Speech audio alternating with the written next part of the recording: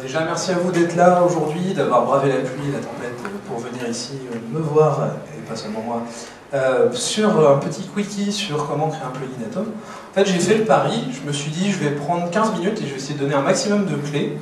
En fait, j'ai créé un petit plugin Atom, je vais vous raconter comment j'en suis arrivé là. Et j'ai pris le pari de vous expliquer en 15 minutes comment j'ai fait mon petit plugin Atom. Et de vous donner un maximum de clés. Ok. Alors, je disais que j'allais vous expliquer en 15 minutes toutes les étapes que moi j'ai retenues pour faire un plugin Atom. Et alors, je me présente rapidement, pour ceux qui ne me connaissent pas, je m'appelle Benjamin Cluzenek, je travaille chez Zenica, plutôt sur des technologies front-end en tant que consultant, je donne des formations où j'interviens sur des projets, notamment du React en ce moment. Et en tant que développeur, je m'intéresse beaucoup à quelque chose qui va concerner un peu tout le monde, que ce soit moi, que ce soit vous. J'ai nommé en fait, ça va pas passer, l'expérience développeur. Alors est-ce que ça parle à tout le monde? J'imagine que oui. L'expérience développeur, ça va être ce que vous vivez au quotidien lorsque vous développez. Et ça passe par beaucoup de choses. Ça passe par avoir des frameworks qui déchirent, comme React, Angular et compagnie. Ça passe par avoir des systèmes de build qui se passent super bien, qui font aller super vite, qui font gagner du temps et vivre la meilleure expérience développeur. Et derrière ça, je me suis posé la question, moi en fait à mon niveau, comment est-ce que je pourrais participer à améliorer cette expérience développeur? Ça va concerner tout le monde, ça va me concerner moi en premier, et comment je vais pouvoir participer à ça en tant que développeur rennais? Alors, en fait, la réponse, elle est venue à moi, c'est pas moi qui l'ai trouvée, et donc ça s'est passé en fait par une première révélation. Cette révélation, elle se passe dans quelque chose que vous devez connaître, c'est un petit meet-up qui se passe sur Rennes qui parle de JavaScript. Et alors on se demandait tout à l'heure pourquoi est-ce que je connaissais aussi bien que c'était en juin le Meetup Amber. C'est parce que justement ça s'est passé pendant le Meetup Amber avec Charles Duval. Alors Meet with Amber, si je me rappelle bien pour le titre. Et en fait, au moment de la démo, j'ai eu une belle révélation. Il s'est passé quelque chose que je dirais presque d'incroyable. Alors je vous fais un petit zoom, ça se passait dans l'éditeur qui était Atom à ce moment-là. Alors je vous laisse admirer. Voilà, donc, moi j'ai vu ça. Tout de suite, j'ai eu une réaction à peu près sensée, comme tout le monde. Je me suis dit, waouh, c'est ouf, c'est trop bien. J'ai envie de faire ça. J'ai envie de mettre un petit peu de Michael Bay dans ma vie. Je me suis dit, bon voilà, je vais pimenter mon quotidien, avoir une expérience développée hors du commun. Je me suis dit, voilà, ça va être super, ça va être génial. Et, tiens, pourquoi est-ce que moi, j'irais pas proposer quelque chose qui se couplerait bien avec ça et qui améliorerait encore cette expérience hors du commun d'écran qui tremble et d'explosions partout, en jouant par exemple des notes de piano. C'est mon petit côté musicien qui a parlé derrière, je me suis dit, ça serait pas super awesome d'avoir un Michael Bay avec la musique directement quand je code toute la journée. Et donc voilà, l'idée était née, et j'ai pu trouver un certain nombre d'étapes que je vais vous décrire pour créer rapidement votre premier plugin Atom. Alors ces étapes, ça va être tout simplement de créer notre plugin, de comprendre comment ça fonctionne rapidement, de l'implémenter et de publier notre plugin. Donc tout ça en 15 minutes, tout à fait. Alors, pour bien commencer, c'est pas très compliqué. En fait, Atom, je ne l'ai pas présenté, c'est un éditeur de texte, un IDE, on va dire presque, qui est fait avec Electron. Donc au final, vous avez un navigateur qui lance une application, alors je vulgarise énormément, mais qui lance une application desktop. Et du coup, vous allez avoir tout le tooling, c'est codé en JavaScript, donc les plugins sont très accessibles pour nous, développeurs JavaScript. Alors, ça va commencer très simplement. Pour créer votre plugin, vous allez ouvrir Atom, vous allez faire CTRL+P, et ça va vous lancer une invite de commande d'Atom directement. À l'intérieur, vous allez chercher une première commande qui s'appelle Generate Package. C'est pas plus compliqué que ça. Ça va vous demander où vous voulez le mettre, ça va vous donner un nom à remplir. Et ce plugin, donc ça va être créé, ça va faire énormément de choses pour vous déjà. Ça va créer le plugin, ça va le linker en fait le dossier pour qu'il soit chargé automatiquement par Atom. Donc, toutes les sources que vous allez développer seront chargées à chaque fois que vous allez rafraîchir Atom. Et justement pour rafraîchir Atom, au lieu de devoir l'éteindre complètement et le rallumer, vous avez un petit raccourci. Faites CTRL+F5 et ça va rafraîchir la vue en rechargeant tous les plugins, donc les mises à jour de votre code. Vu que c'est un navigateur, une sorte de navigateur, en fait ça utilise le moteur de Chrome, vous pouvez faire CTRL+I et vous avez la console Chrome qui va s'ouvrir. Dans cette console Chrome, vous allez pouvoir débugger avec les outils standards que vous utilisez dans vos développements. développement JS. Donc là, bah voilà, ça a été très compliqué. 2 minutes, j'ai créé mon plugin. J'ai tout qui fonctionne. Je me suis assuré en regardant dans Package que mon plugin est bien activé. Donc on voit bien mon plugin Atom Piano Play, qui a la fonction toggle, qui est une des fonctions qui est générée dans le boilerplate. Ok, donc je l'ai créé. Maintenant, on va essayer de comprendre à présent ce qui se passe. Donc on va faire un tout petit peu de théorie sur ce qui a été produit. En fait, on a plein de choses qui ont été faites. Je ne vais pas tout vous détailler, mais juste rapidement, vous avez un dossier qui map avec un fichier JSON, et dans ce fichier JSON, vous allez tout simplement mapper les raccourcis. Par défaut, par exemple, vous allez dire que pour CTRL-ALT-O, ça va lancer votre plugin. Et vous pouvez en mettre autant que vous voulez. C'est pas plus compliqué que ça. Vous avez un dossier lib qui va contenir le cœur de votre librairie, au final, avec un point d'entrée qui est le fichier .js. Vous avez aussi un autre fichier view.js qui, au final, vous sert que si vous rajoutez des éléments visuels. C'est du code optionnel, mais qui vous ont généré gracieusement pour pouvoir interagir plus facilement. Donc là, on ne le détaillera pas dans notre cas.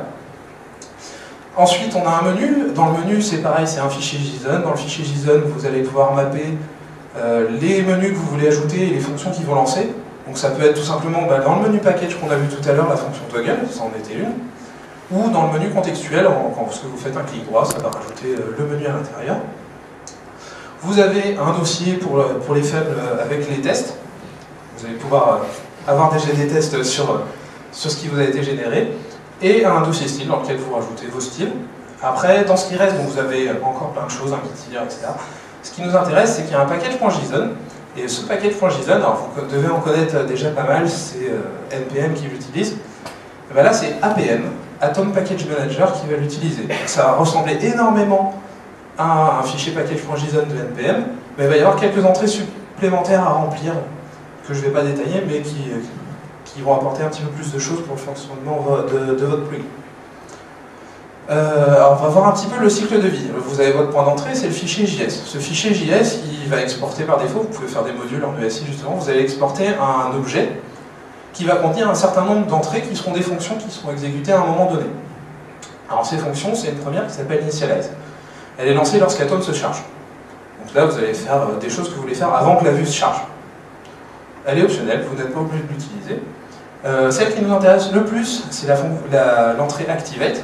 En fait, quand vous allez lancer le plugin, c'est cette fonction-là qui va se lancer. Quand la personne va aller, elle va cliquer sur toggle, ça va être cette fonction-là qui se lance.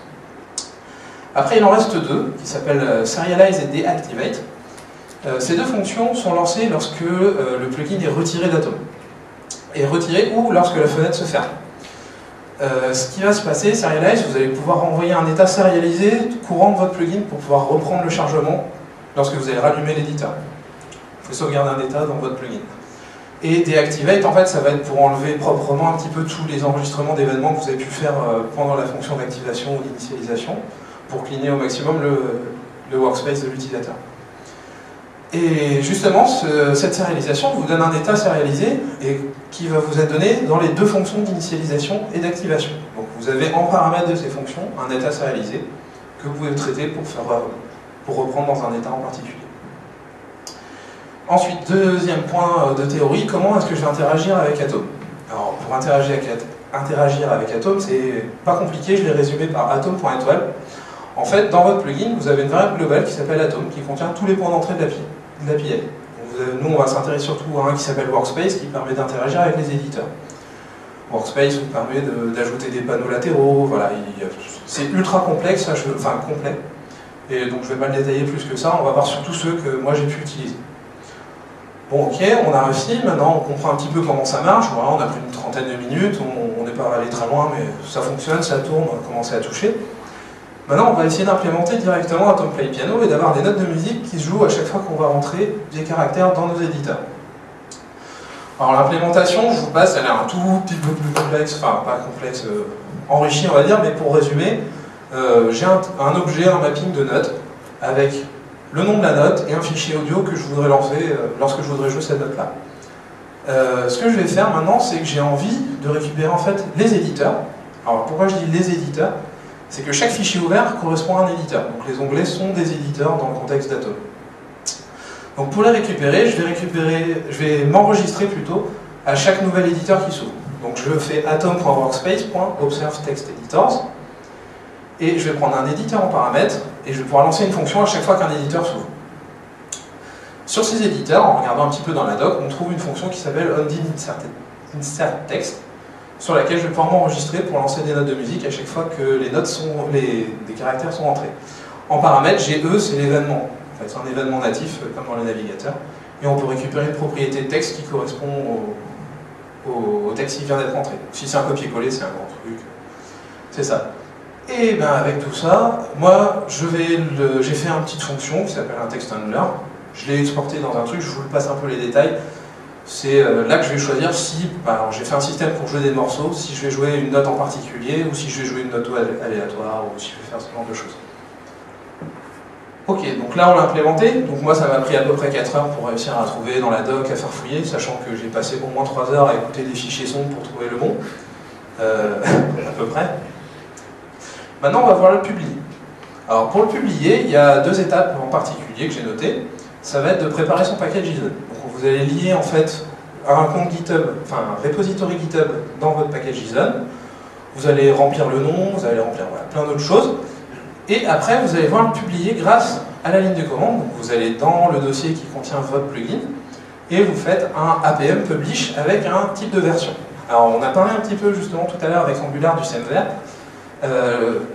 Atom respecte le semver, donc avec une version majeure, mineure et patch. Et donc le mot-clé que vous allez donner, c'est soit majeur, soit mineur, soit patch. Et ça va intervenir justement dans ce que fait APM. Donc pour détailler rapidement ce que fait un publish APM, ça va aller voir sur le site d'Atom s'il n'existe pas déjà un plugin qui a le même nom. Si c'est le cas, ça vous rembarre et vous devez redémarrer, changer son nom et tout ça. Si c'est bon, si tout passe, il va aller updater pour vous le package.json en augmentant la version que vous avez demandé d'augmenter. Ça va committer ça directement sur votre branche courante. Ça va créer un tag Git avec ce numéro de semver. Et ça va pousser tout. Ça va pousser les commits. Donc sur votre repo distant GitHub, tout va être directement mis à jour. Lorsque tout ça est fait, ça va enfin publier votre code sur Atom. Et il sera, à partir de là, déjà téléchargeable dans n'importe quel Atom qui a envie. Avec des gens qui ont envie de vivre un peu l'aventure Michael Bay avec nous. Bien, publier, ça n'a pas pris plus de 2 minutes, vu que j'avais un nom un peu original et un concept. Et c'est là où on va pouvoir passer à une petite démo. Alors, logiquement, j'ai le son qui va passer tout seul. C'est là qu'on va voir si les tests de tout à l'heure payent. Hop. Alors, d'abord, on va commencer par... Alors, je vais me mettre dans un dossier, dans une chanson. Alors, ça ressemble à ça à peu près, les chansons. C'est juste des suites de notes. Le rythme étant votre vitesse et votre manière de coder. Alors, je vous passe l'installation, ça va se résumer juste. Alors, moi j'ai installé le Power Mode, alors j'ai oublié de donner le nom, c'est le nom du plugin qui fait le Michael Bay dans votre éditeur. Et je vais le toggle, je vais l'activer. Donc maintenant j'ai des super effets quand j'écris qui rendent ma vie meilleure. Et je vais activer donc Atom Play Piano. Donc si vous l'activez par défaut, ce que j'ai prévu c'est que, on a le son, je vais augmenter un tout petit peu. C'est que à chaque fois que vous allez rentrer une lettre, ça va jouer un son aléatoire. Alors, j'avais activé une chanson, c'est pas le cas, mais c'est pas grave. Si vous... Attendez, parce que je vais vous faire le contrôle Maj F5 en passant. S'il veut bien. Non, il peut pas. C'est pas grave, on va rester sur ça. Du coup, vous avez des notes aléatoires, je peux pas vous montrer, mais j'ai aussi mappé, en fait, il y a des ajouts qui se font par deux. C'est typiquement les guillemets, les parenthèses. Et par défaut, je les ai mappés pour faire des accords. Je trouvais ça drôle. Il ne faut pas plus de raison que ça, moi ça m'amuse. Et donc après, on va pouvoir choisir une chanson. Donc on peut choisir une chanson. Par exemple, j'ai mis un petit thème de Star Wars ou le thème de Tetris. Et donc cette fois, ça va jouer dans un ordre donné les notes. Donc je remets Tetris à 0. Et si j'arrive à vous faire le rythme bien, ça va donner quelque chose comme ça. Je vais essayer d'écrire quelque chose de sensé, mais c'est presque impossible. Voilà,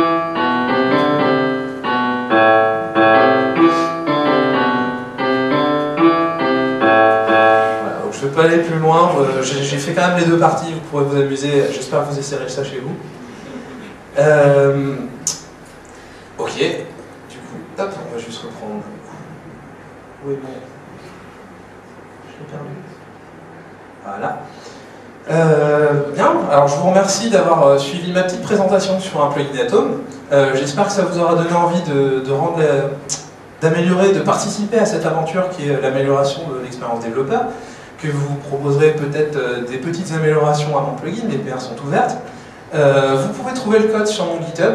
Il y a d'autres projets un petit peu du même acabit où je fais bouger les pages en fonction de la musique, des choses très très bonnes en termes d'UX. Vous avez mon Twitter dans le coin si jamais vous voulez me contacter, me poser des questions, ce genre de choses. Et du coup, si au niveau des questions, moi je les prendrai directement à la fin, je reste un petit peu après le meet-up, donc si vous voulez me voir, vous pouvez venir me poser des questions. Voilà, je vous remercie.